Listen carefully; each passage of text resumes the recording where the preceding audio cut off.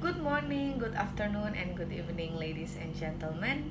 Let me introduce myself.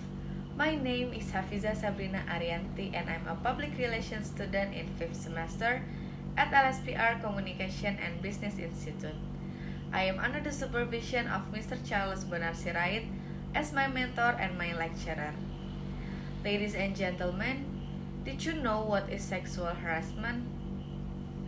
From the Wikipedia, sexual harassment is a type of harassment involving the use of explicit or implicit sexual overtones, including the unwelcome and inappropriate promise of rewards in exchange for sexual favors.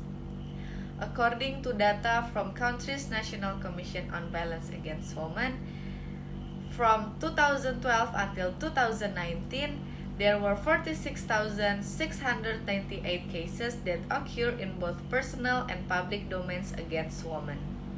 Of that number, 23,021 cases occurred in the public domain, including 9,039 cases of rape, 2,861 cases of sexual harassment, and 91 cases of cybersex crime, it said. However, only 29% of rape cases were booked by the police, and only 22% of cases received sentences. Who are the victims of sexual harassment case? Men and women both can be the victim of sexual harassment. The victim does not have to be the opposite gender, and the victim does not have to be the person directly harassed, but could be anyone affected by the offensive conduct. What this sexual harassment can look like? These are some conditions that sexual harassment can look like. First, making conditions of employment or advancement dependent on sexual favors, either explicitly or implicitly. Second, physical acts of sexual assault. Third, requests for sexual favors.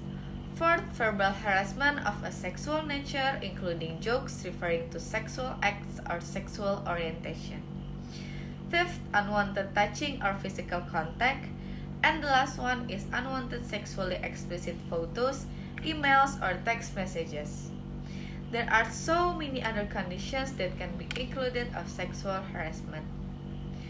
The impact of sexual harassment for the victims are trigger symptoms of depression, anxiety, stress, and trauma. Not only the mental health sides, the physical sides can be affected too. The physical symptoms can impact headache, high blood pressure, cardiovascular functioning, and metabolic function.